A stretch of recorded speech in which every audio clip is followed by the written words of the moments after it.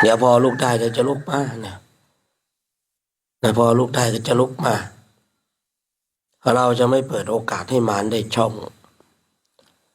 ถ้ามารมันได้ช่องเมื่อไรนะเราอยู่ในบ่วงของเขาแล้ว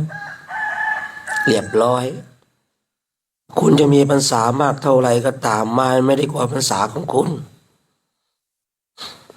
คุณจะมีอายุมากเท่าไรก็ตามมารไม่ได้กว่าอายุของคุณ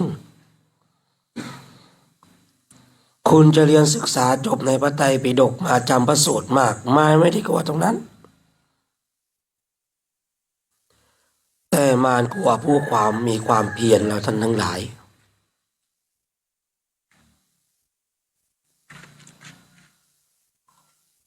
มารกว่าผู้มีความเพียรเนี่ยเรามีความเพียรเนี่ยเราก็พยายามมารพยายามที่จะมาขัดขวางเรา